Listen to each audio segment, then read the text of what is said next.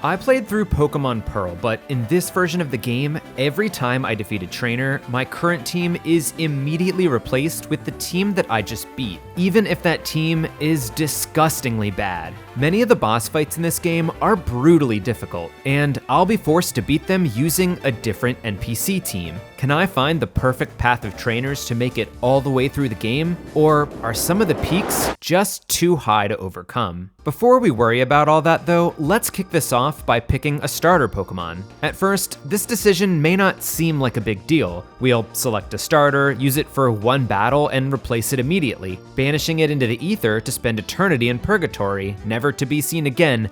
And he's right behind me, isn't he? However, this selection is important. The starter we pick determines the Pokemon that my rival gets. And as we fight our rival through the game, this is the Pokemon we'll have to face, and the Pokemon we'll get to use after we win. With Piplup, we'll be giving our rival Turtwig, essentially making the grass Pokemon our pseudo-starter. Route 202 is where the battles begin. Piplup takes on youngster Tristan and his level 5 Starly. Although these Pokemon are about even in strength, I have an advantage in this fight. I'm a human person with a functioning brain, and he has trainer AI, which is, always interesting. We defeat youngster Tristan, and now my team is one level 5 Starly. When I take my opponent's team, I get the exact same Pokemon, the same level, moves, and stats. And I'm not allowed to change anything about these Pokemon except for the team order. I also have to play on set mode, just like they do. Whatever these teams were when I defeated them is what I have to use to beat the next trainer. And we have a few more trainers on this route.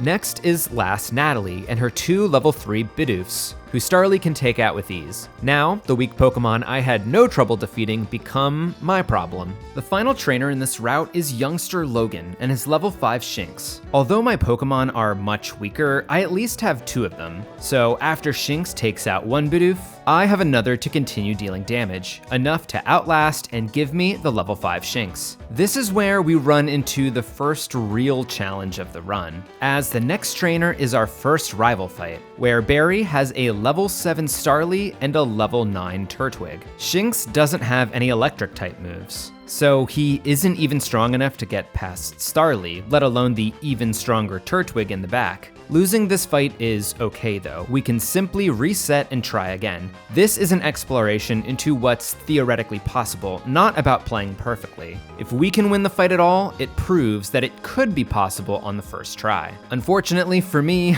winning this fight with Shinx is not possible. Trying this fight multiple times, Starly either quick attacks me for a speedy loss, or growls me so much that my tackles do nothing, and then eventually takes me out. However, this does not mean the challenge is over. We've simply hit our first roadblock, where our current team is not strong enough to beat the next fight. When I hit a roadblock, it's time to pause my forward progress and take a look around at the other available trainers. If I defeat them, I take their team. So, I want to think about which of their teams I could use to defeat my rival. Barry blocks my progress into Route 203, but I do have access to Route 204, or at least the lower part of the route before Rock Smash is required. There are 3 trainers accessible, and each have a pretty distinct team. So I can think about which team is both easy enough for Shinx to beat, but good enough to defeat Barry. It's a tough balancing act. At first glance, Bidoof with Stab Tackle may be our best bet,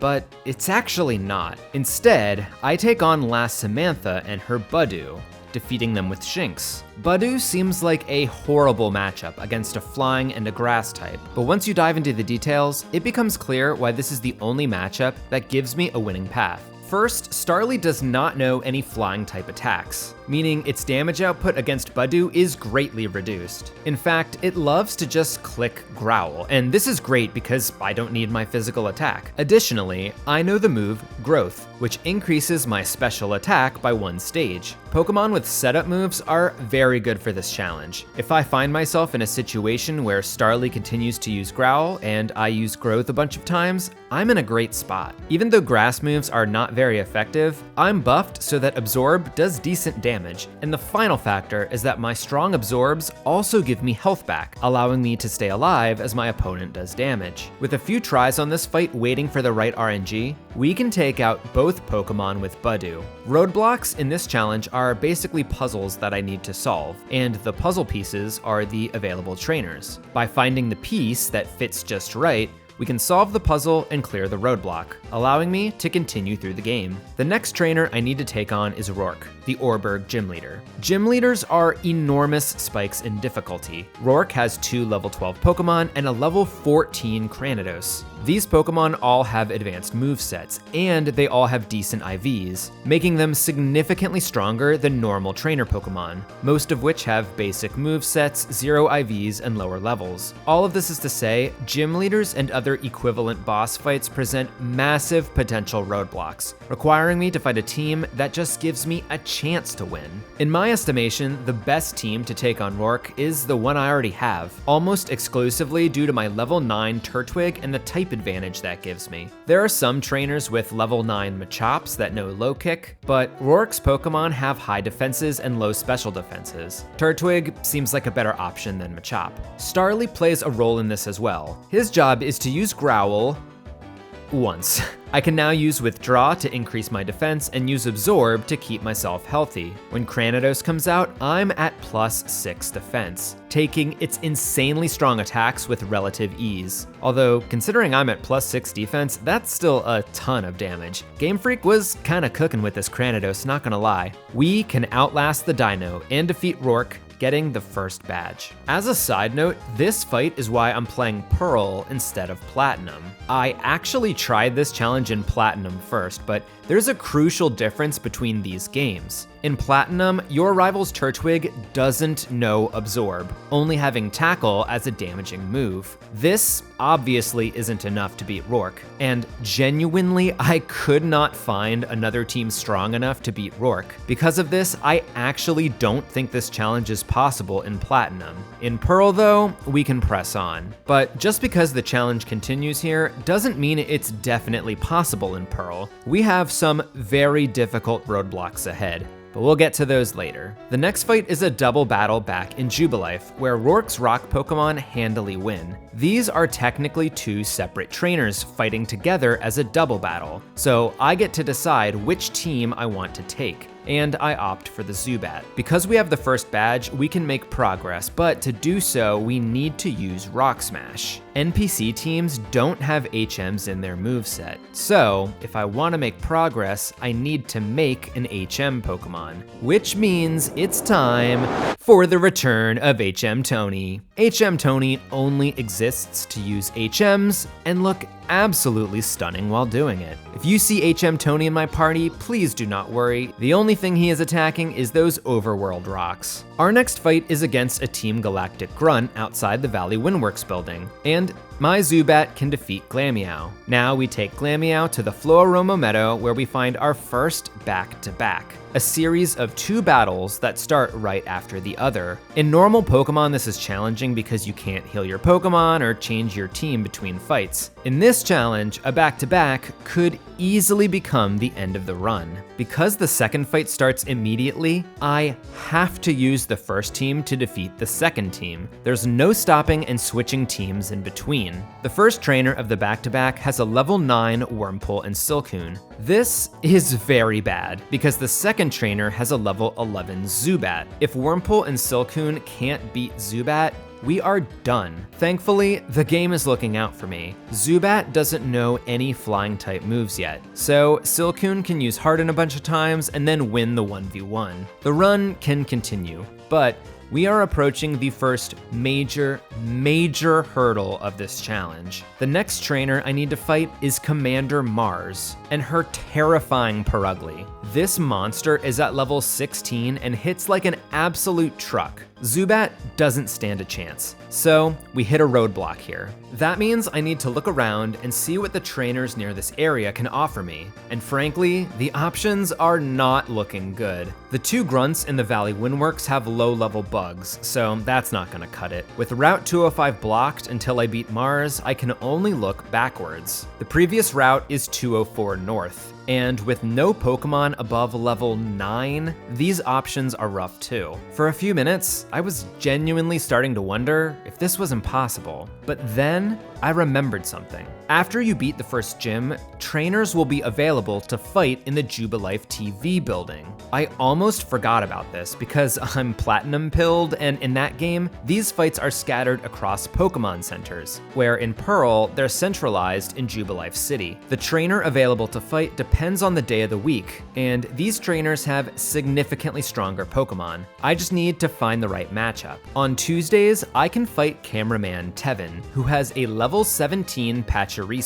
This seems like the best option, but it's actually too good because my Zubat can't even win. So now I have to find a team to beat the team to beat the team. Simple enough, right? Yes, sometimes these puzzles require multiple pieces. In the Orberg Gate, I can find Worker Colin with a level 7 Geodude and Onix. I know it seems ridiculous to target level 7 Pokemon to beat a level 17 Pokemon, but sometimes the matchup is more important than the strength. Pachirisu knows 2 damaging moves, Spark and Quick Attack. With 2 ground types, it can only damage me with Quick Attack, a move that does very little to both of my Pokemon. That means all I need to do is slowly take down Pachirisu, and 2 level 7s can actually win this fight. With my victory, I take Pachirisu for myself. Now it's time to see if this is enough to beat Commander Mars. With Spark, I can one-shot the intro Zubat, and now the real battle begins. Pachirisu knows another move that convinced me it was the right choice: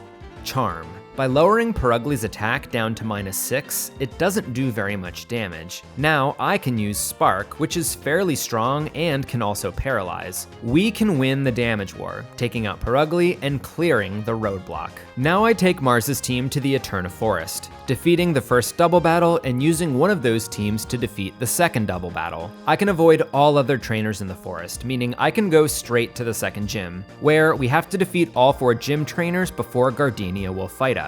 The first gym trainer is a minor roadblock, but it's less about how strong she is and more about how weak my current team is. One Abra with hidden power fighting is, how do I put this delicately?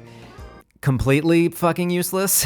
In fact, Abra is so weak that I have to go back and fight Camper Zachary and his Geodude on Route 204 just to get a not terrible Pokemon, then use Geodude to get the Pokemon I actually want: Burmy and Kricketune from Bugcatcher Donald. The buildup from Kricketoone's Fury Cutter allows me to defeat Last Caroline in the Eterna Gym, and from here, each team can defeat the following team. That is, of course, until I reach Gardenia. With her ace all the way up at level 22, one Roselia can't hang.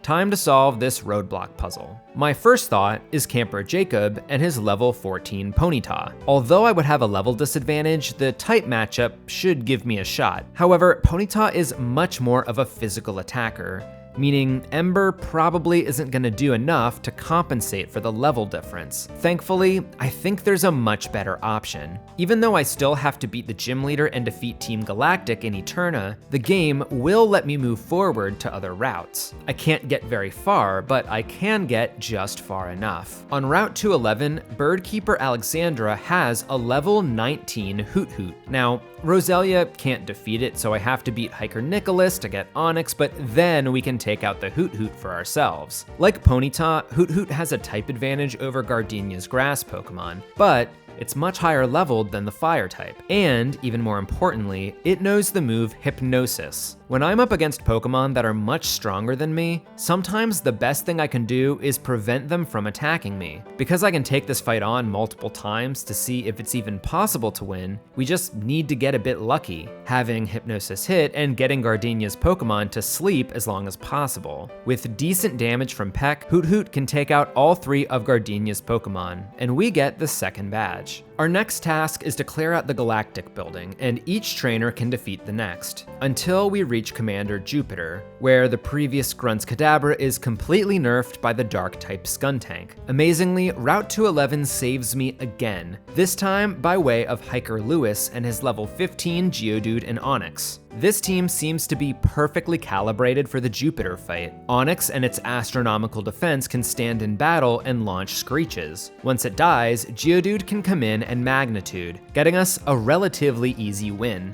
I now have access to a bunch of additional routes and trainers, but none of them are required. In fact, I can take Jupiter's team all the way to Hearthome City, where we find our next rival battle. With Skuntank, we have no problem defeating Barry. There's not much else to do here, so I keep moving forward. Barry's team beats Emma and Lil, who can defeat Ruin Maniac Calvin. At the end of Route 215, there's this diabolical double battle with a Gyarados in the rain. The smart thing to do is to take them on one by one, first defeating Ace Trainer Maya, then using her decent team to beat Dennis and Gyarados. And this battle was still brutal, requiring me to get a well-timed confusion proc, which took multiple tries. We now have this fantastic team, and our next stop is the Veilstone Gym. This team would stomp Maylene, but unfortunately, they'll never get the chance. In order to solve the gym puzzle and reach the gym leader, we're first required to fight Black Belt Raphael, instead taking his level 28 Meta-type. Even with the type advantage, Maylene is simply too strong for one Pokemon to handle. The gym leaders continue to be roadblocks for me. Like earlier in the run, I look to the routes ahead, and if we're able to enter, we can usually find someone interesting.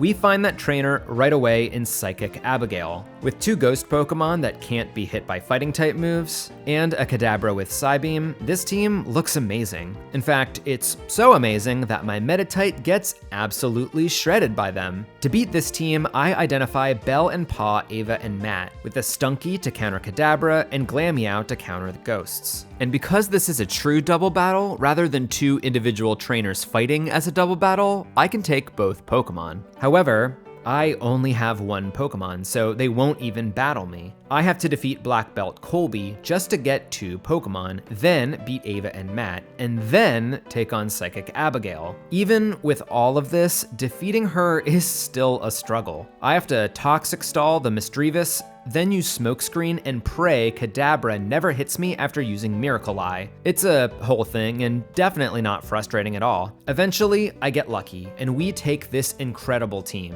who has absolutely no problem defeating Maylene, mostly thanks to curse stalling. From here, we use Maylene's team to defeat the Grunt double battle, and take one of those teams all the way down to Pastoria City, where I can immediately enter the fourth gym. Each team is able to beat the next until I defeat Tuber Caitlyn. With just an Azurill and Marill, I stand no chance against the final gym trainer and his two Shelloses and Wingull. However, once you get to this part of the gym, you're actually stuck. By hitting this switch, you trap yourself in, and the only way out is to defeat Sailor Samson. Thankfully, the switch is after the fight with Tuber Caitlyn, so by rolling it back, I can defeat Tuber Caitlyn, then exit the gym before pressing forward. If Caitlyn was between the switch and Swimmer Samson, our run would end right here. Caitlyn's awful Pokemon are so awful that it takes multiple fights to get myself back on track. The mice can squeak by Jogger Raoul's Staravia,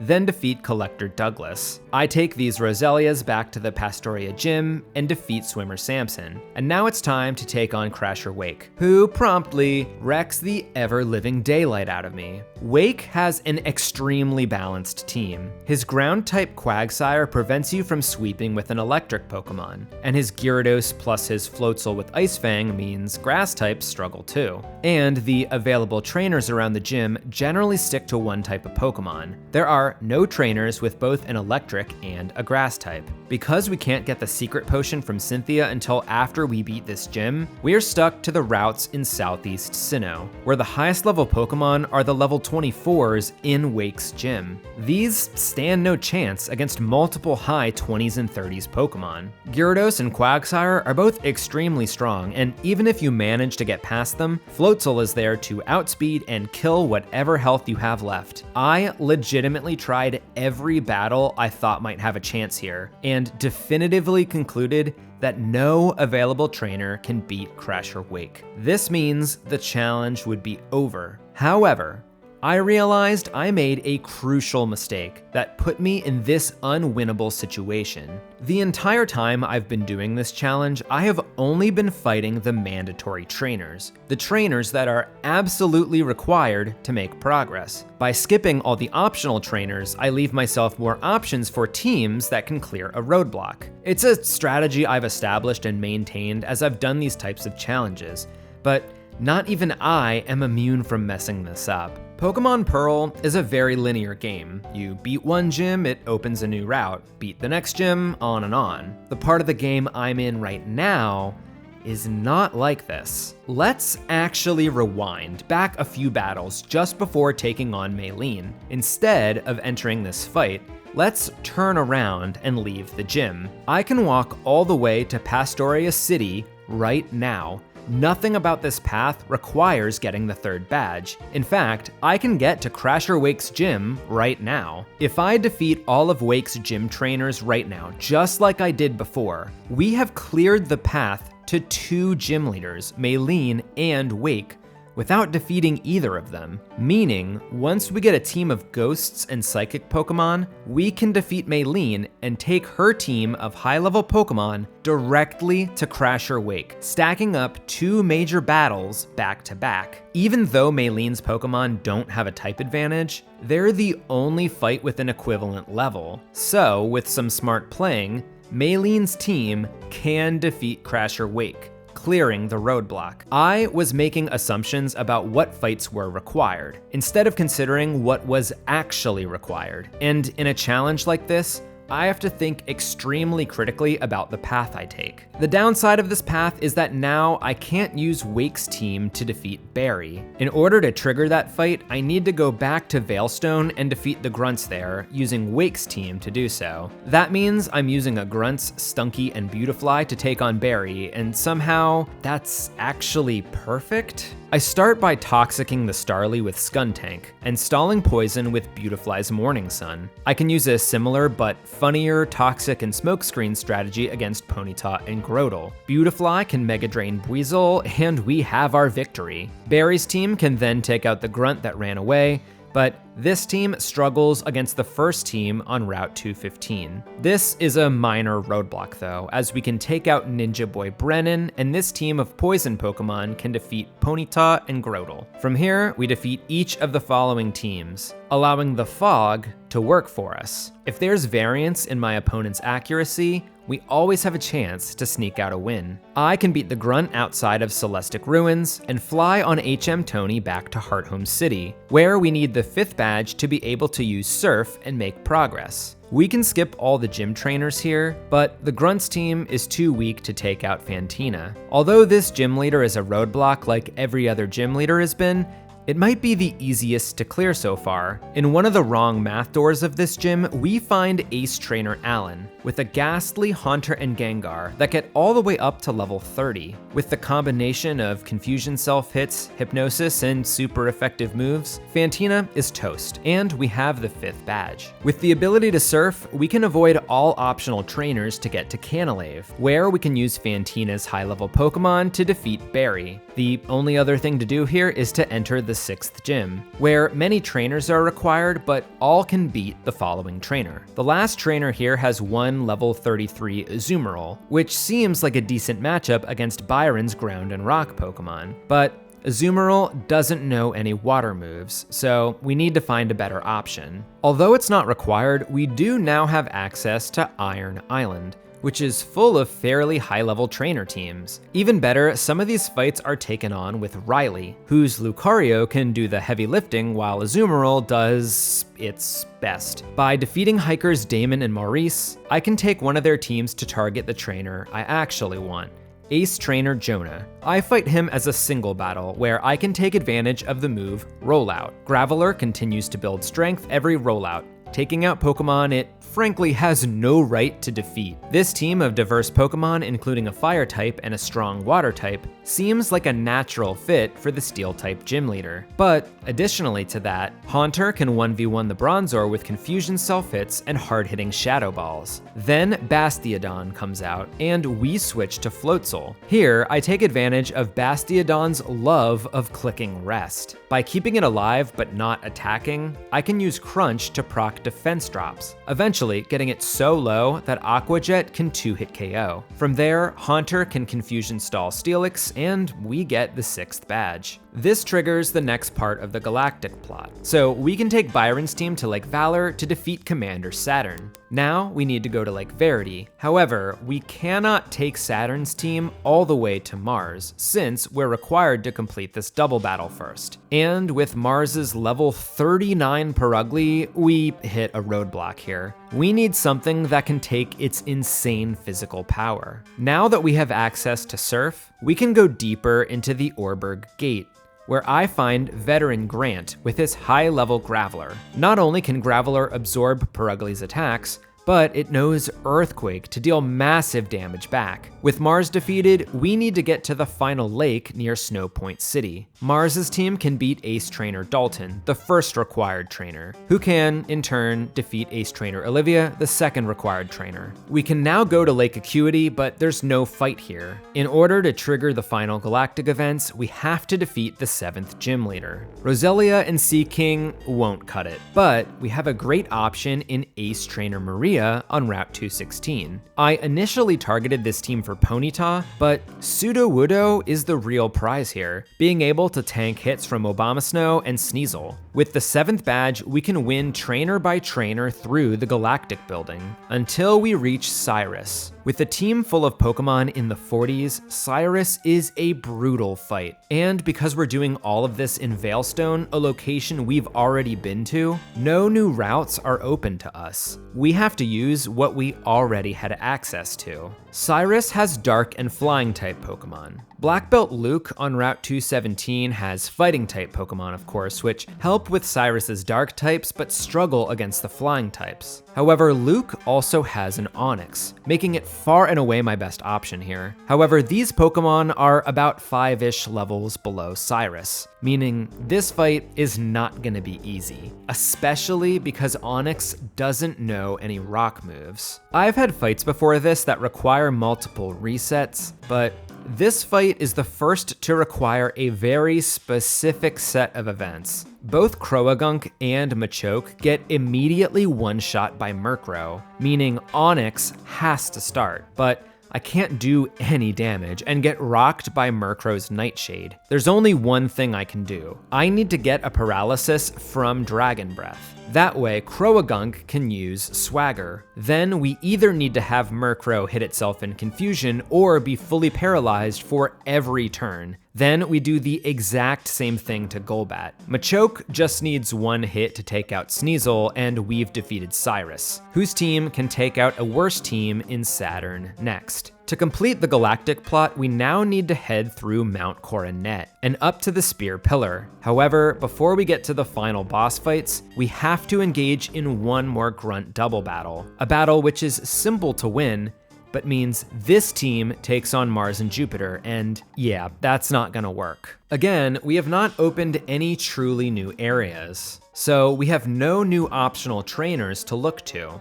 Just like Cyrus's team we just beat, Mars and Jupiter are heavy on flying and dark Pokemon. I definitely used the best option available when I picked Black Belt Luke's team. How am I gonna find a better team to take on this fight? Well, sometimes it's not just about the Pokemon I'm taking on, it's also about the format. We take on Jupiter and Mars as a multi-battle with Barry, who decided to bring some absolute units to this fight. Barry's Pokemon can hit brutally hard, meaning the most important thing for me is not dealing damage, it's staying alive. I go all the way back to the Fuego Ironworks, where I can find Worker Holden, who has a Steelix. Steelix is a great defensive Pokemon, but it's level 33. I'm taking on Pokemon up to level 46. Can I even stay alive long enough for Barry to kill 6 Pokemon? Well, Certainly not when Skuntank is out, because it always sees a kill on me with Flamethrower. I'm starting to get very skeptical that I can win here, but as I was playing around with this fight, I realized that there was one situation that gives me a chance.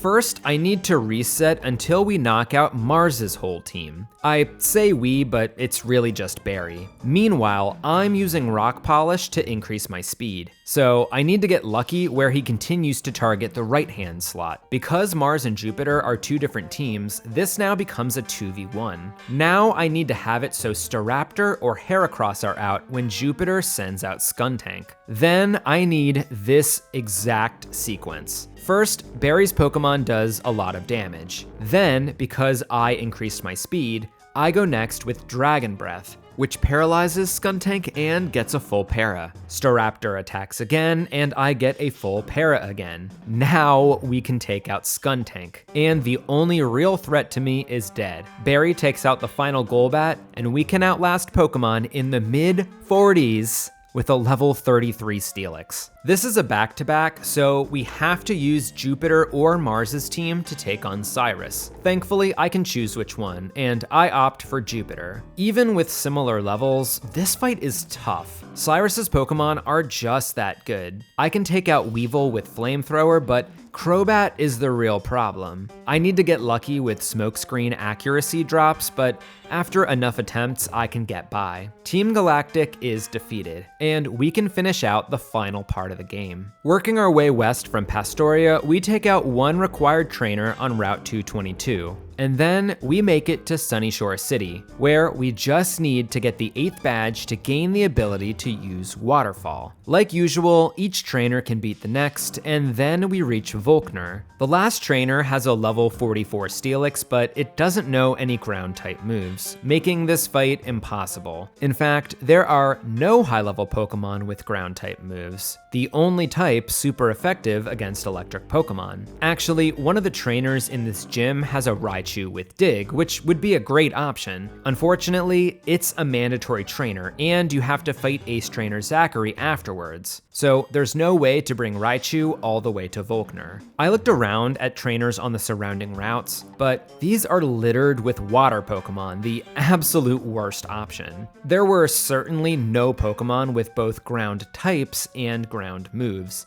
something I concluded was an absolute necessity to beat Volkner. I did find one trainer, Hiker Alexander, who has a Graveler and an Onix, but they're level 35, 14 levels below Volkner's Luxray. Unfortunately, this is my best shot. I have to make this work. Once again, I need a very, very specific series of events to happen here. First, I need Raichu to go for Brick Break here for some reason so I can get a Confuse Ray off from Golbat. Like I've done many times before, I use Confusion to ensure I don't get hurt, and knock out Raichu with a surprisingly strong Earthquake. This, of course, brings out Octillery, who we need to go for Bullet Seed instead of Octazooka so I can switch in Golbat. Once again, we Confusion and Earthquake. Next is our problem Pokemon Luxray, who will sweep our team extremely easily. The only way I can think to defeat this Pokemon is by resetting until I use Self-Destruct and get a critical hit. This whole setup was done so that Ambipom comes out last and I can send in Onix. Ambipom only knows one damaging move, Shockwave, which doesn't affect Onix. It does know Baton Pass, but because it's the last Pokemon, it can't switch out, meaning we can slowly work down its health completely free. Even with a team full of level 30 Pokemon,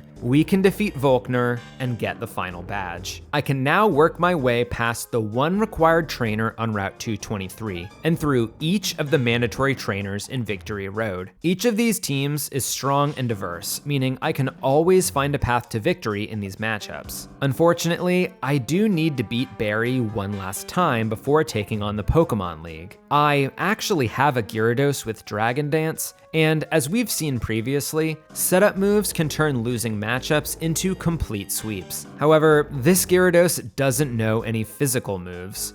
meaning all Dragon Dance does is make us faster. However, there is an optional trainer in Victory Road who has a setup move we can actually take advantage of. Psychic Bryce has an Alakazam with Calm Mind, which can be so deadly. Unfortunately, Barry's team is full of physical attackers, many of which know Crunch, meaning it is almost impossible to find a good Pokemon to actually set up on.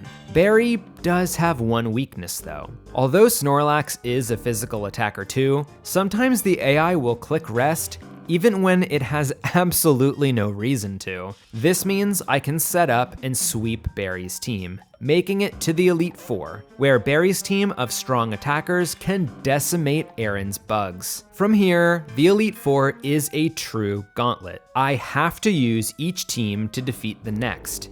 And if I can't, our challenge ends and I cannot become the champion. Thankfully, each team is pretty well equipped. Beautifly can Energy Ball the Water Ground Pokemon, and we can Toxic Stall the rest. Then, Bertha's ground types have a type advantage against Flint, so that fight is a walk in the park. After that, the fire types can defeat Lucian using each team member's specific weakness. It all works out surprisingly well. This all leads to the final fight. Can Lucian's team of Psychic Pokemon defeat Cynthia's team of strong and diverse Pokemon, a few of whom have clear type advantages over me? Spiritomb is a big hurdle, requiring us to slowly work down its health, sacrificing Medicham in the process. From there, we do get some good matchups. Zam can one-shot the Poison-type Roserade and the Fighting-type Lucario with Psychic, and the Ground-Water-type Gastrodon with Energy Ball. Bronzong can eliminate Garchomp's threatening Ground-type moves and win the one-on-one. Finally, we put up Light Screen to nerf Milotic, and take it out with our final Pokemon, using physical moves to avoid the damage of Mirror Coat. We are now the Sinnoh champion, and we did so by constantly switching teams, from a level 5 Piplup all the way to the top. All we needed was a little luck, a lot of planning, and an extraordinary amount of HM Tony. Let me know if you want to see this challenge in any other Pokemon games, and thanks so much for watching.